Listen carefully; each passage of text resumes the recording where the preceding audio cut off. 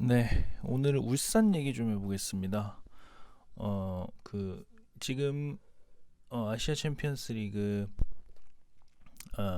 그 첫 경기들이 다 끝났죠. 그 저희 K리그 팀들의 네 팀이 이제 올라와 있는데 그 중에서 이제 울산만 유일하게 이제 승리를 거두고 있어요. 그리고 그 경기를 하는 폼들을 보니까 사실 이제 울산 현대가 가장 이제 좋은 그 퍼포먼스 그리고 이제 스쿼드를 보이고 있는 것 같아서 좀 기대가 됩니다. 사실은 이번 그 아시아 챔피언스 리그에서는 스쿼드도 더블이고 거의 더블 스쿼드가 구성이 됐죠.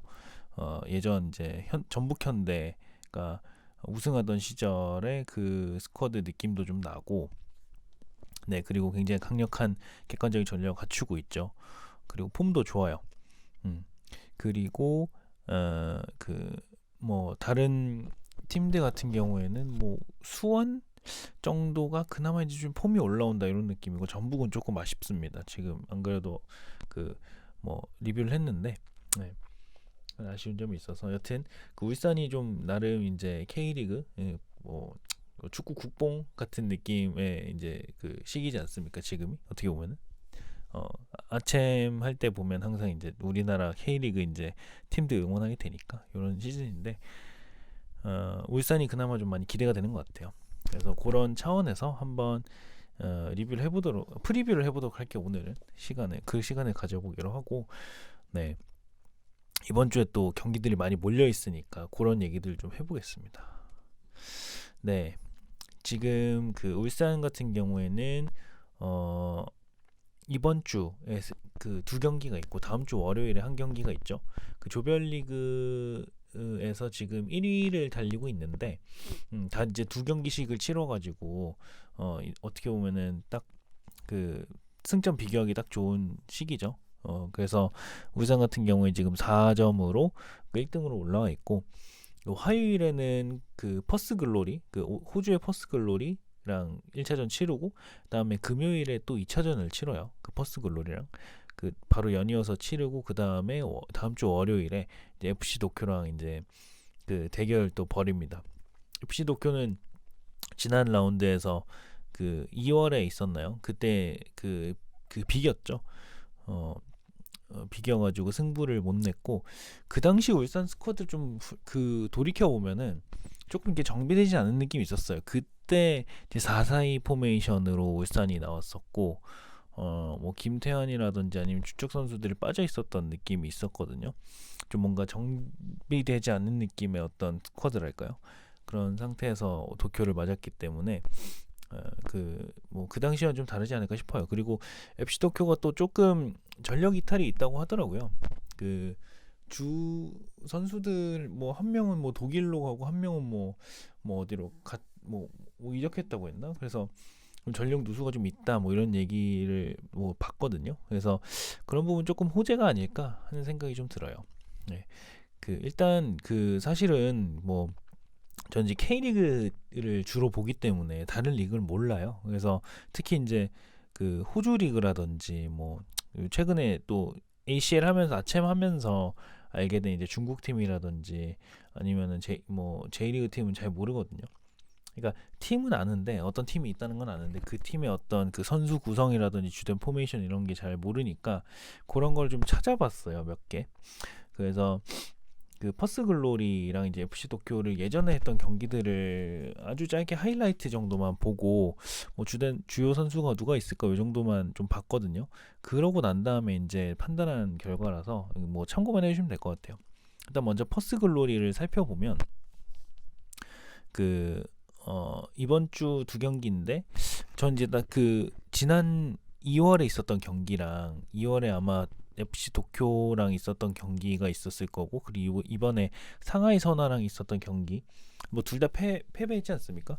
근데 이제 살펴보면은 좀 그렇게 뭐 겁날 필요는 없을 것 같다. 이 호주 팀은 사실 대체로 호주 팀이 그 호주가 이제 뭔가 살짝 이제 그 서양 느낌도 나는 그런 국가고, 그 인구 구성도 그렇고 뭔가 되게 그런 거에서 잘할 것 같은데, 의외로 이제 이 리그에서 살펴보면은 K리그 팀에 좀 당하는 잘 이제 K리그 팀한테 상대가 잘 안 되는 느낌이 팀이 좀 많더라고요.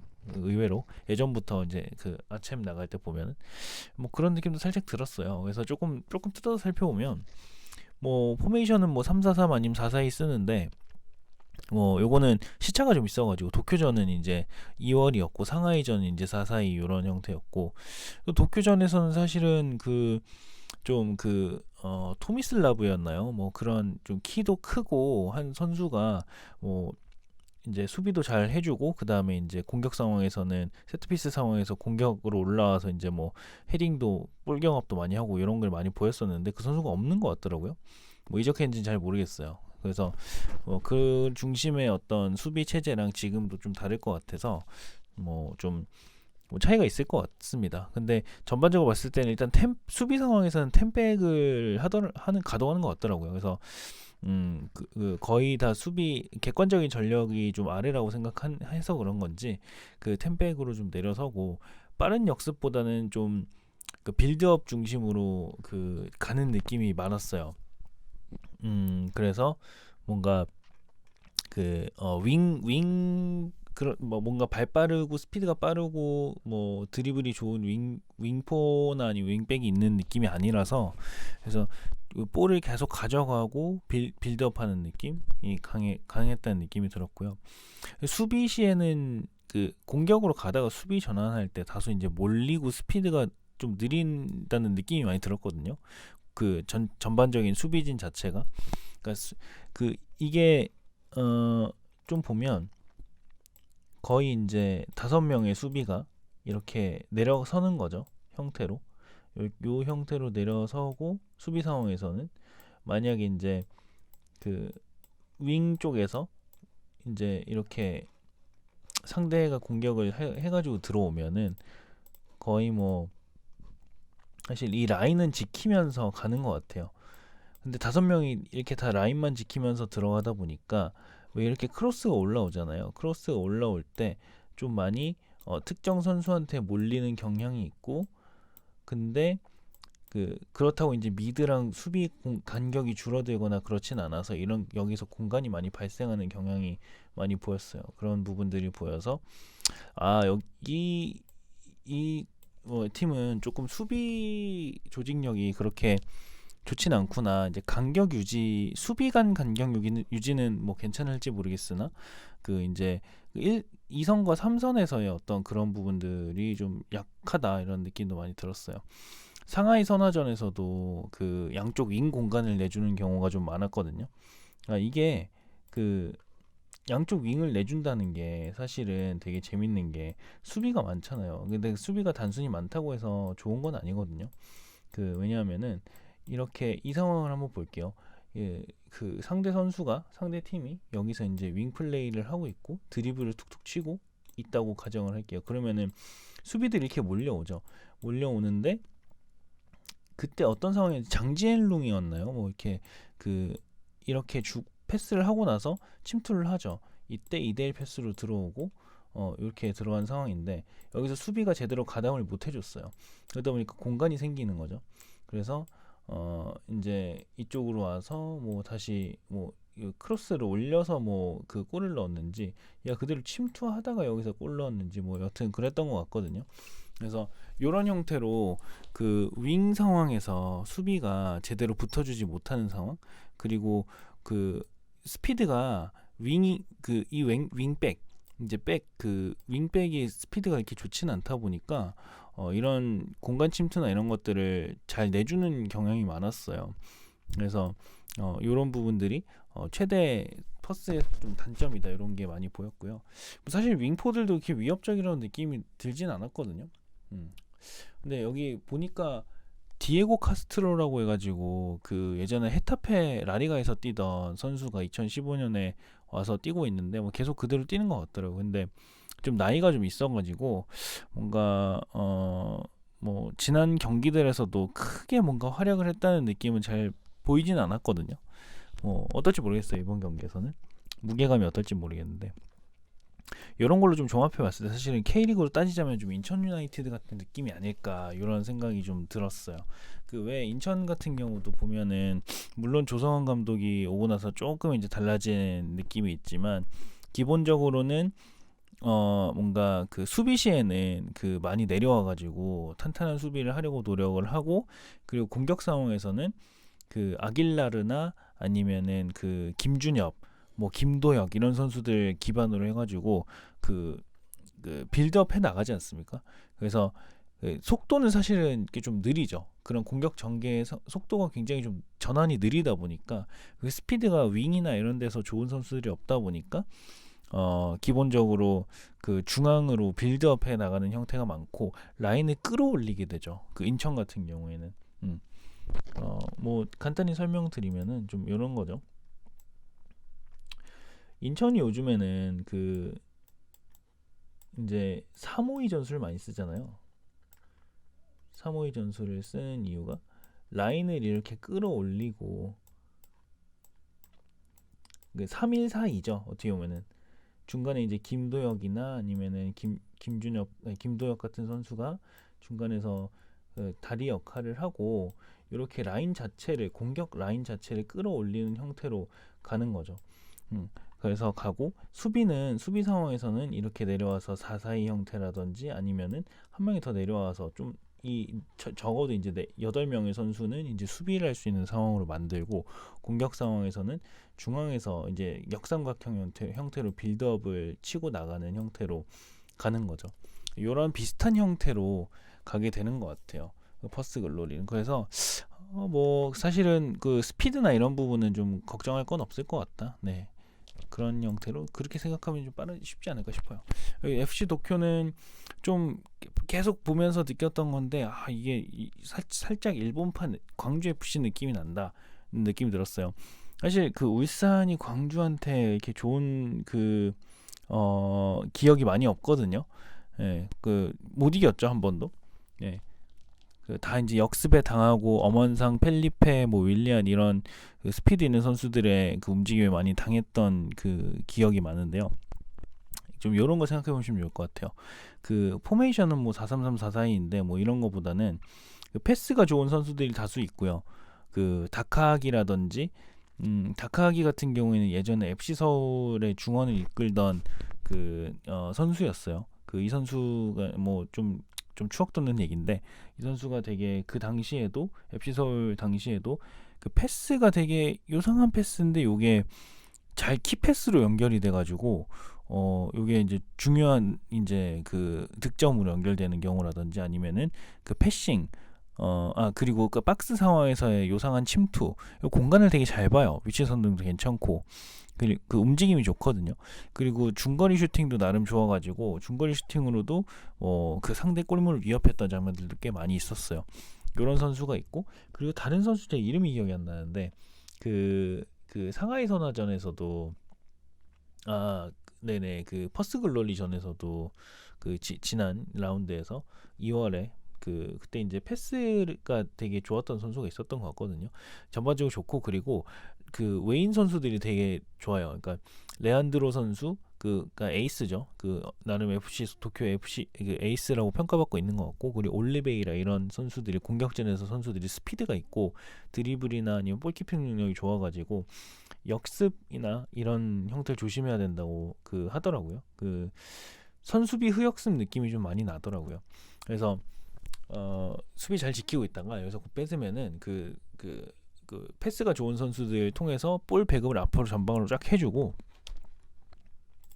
그렇게 나가는 거죠. 그러니까 뭐 예를 들어 4-4-2 형태라고 했을 때, 아니면 4-3-3 형태가 될 수도 있겠죠. 왜냐면 공격진에서 원톱 세우고 이렇게 나가는 형태로 가고, 그 하여튼 보면은 이 그 스피드 좋은 팀들은 뭘 해도 사실은 좀 쉽게 할 수 있어요. 여기서 이제 그 받았을 때 3명의 공격수가 들어갔을 때 스피드가 좋으면 이렇게 넘겨줘도 그냥 라인 브레이킹을 할 수도 있는 거죠. 또는 이제 양쪽 측면이 울산한테 좀 약점이 될 수 있는데 양쪽 측면을 끌어올리다 보면은 자연스럽게 이렇게 그 수비가 두 명이 남는 상황이 되죠. 근데 이럴 때 가장 위협적인 상황이 이런 상황이죠.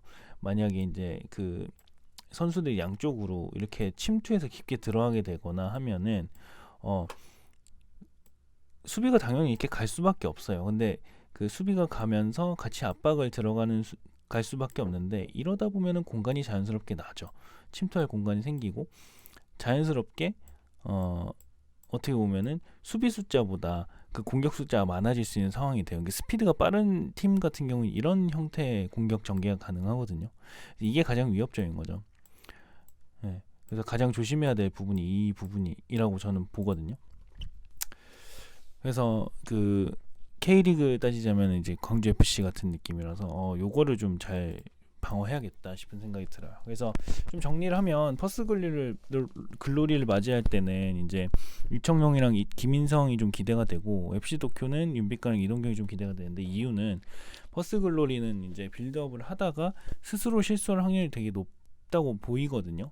왜냐면 그만큼 이렇게 능력 좋은 선수들이 아닌 것 같아요. 솔직히 말하면 이건 순전히 그냥 이제 하이라이트랑 이런 그 몇 가지 영상을 봤을 때 이제인 거고요. 그래서 이제 이청용이 연결해주고 김인성이 스피드를 살려가지고 주니오의 무게감으로 해가지고 이제 빠른 공격 전개를 하면 좋지 않을까 싶은 생각이 들어요. 그러면은 이제 상대 미드랑 수비 간격, 예를 들어서 공격 상황에서 이렇게 뭐 4-4-2 형태로 이제 돼 있다고 하면은 여기서 그 이 미드랑 이제 수비의 간격이 벌어질 가능성이 굉장히 높거든요.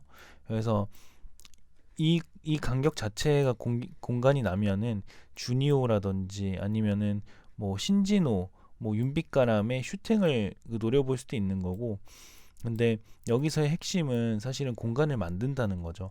주니오 굉장히 무게감이 좋다 보니까 안쪽으로 깊숙하게 들어가면 수비가 당연히 따라가 들어갈 수밖에 없을 거고, 여기서 이제 이청용의 어떤 그 여기서의 플레이, 패스가 다른 이제 부가적인 효과를 줄 수도 있는 거죠. 이거는 김인성이 스피드를 살려서 깊게 침투하는 것도 당연히 좋은 옵션 중에 하나죠. 이런 형태로 몰릴 수 있잖아. 그럼 당연히 이제 주니어한테 길이 나는 거죠.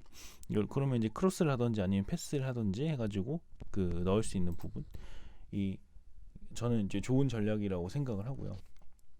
좀 기대를 하고요. 그리고 FC 도쿄 같은 경우에는 뭐 수비 좋고 중원 연결도 좋고 역습도 위협적이라서 다만 그 가장 잘하는 이제 포백으로 하긴 하되 역습을 항상 조심해야 될 것 같아요.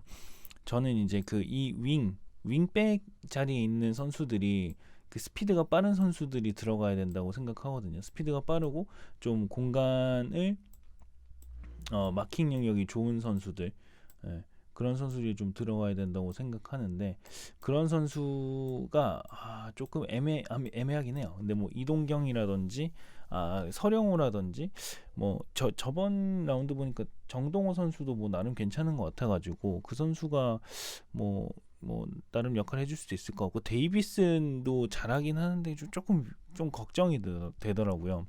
그래서 아예 그럴 경우에는 데이비슨을 올라가지 않고 그 이쪽 한쪽은 그 이제 좀 수비 라인을 구축해주고 조금 이제 이런 형태로 공격을 전개를 해서 올라가든지 이런 형태. 그러니까 공격 상황에서는 3-3-1, 뭐 3, 뭐 이런 형태라든지 3-3-1-2-2 뭐 이런 형태로 뭐 가는 것도 좋겠다는 생각이 좀 들더라고요. 네. 그래서 이 상황에서는 뭐 크로스를 올리거나 윙 플레이를 해가지고 굳이 윙 자리를 다 끌어올리는 것보다는 중원에서 좀 뺏기지 않고 키패스랑 침투랑 슈팅을 통해서 그 상대 수비의 공간을 좀 빼앗는 느낌으로 가야 될 것 같거든요. 말씀드렸던 것처럼 포백에서 윙이 다 올라가 버리면은 굉장히 위협적인 상황이 연출이 될 가능성이 높아요. 그렇기 때문에 좀 더 윙 플레이를 하더라도 한두 명 정도만 올라가서 뭐 한 3-4-1-2 형태로 간다든지 해서 좀 그 윤빛가람과 윤빛가람의 어떤 이거 키패스를 통해서 주니어한테 찔러준다든지 이동경이 침투가 또 좋잖아요. 그래서 이동경과의 어떤 그 패스 플레이를 통해서 공간을 만들어서 슈팅을 한다든지 이런 형태의 플레이가 좋지 않을까 싶어요. 너무 윙 쪽은 이제 김인성이라든지 아니면 이청용이 좀 흔들어 주면서 수비 간격을 벌려주는 역할 정도로만 하면 좋을 것 같거든요. 네, 그런 형태가 좋을 것 같아요. 네.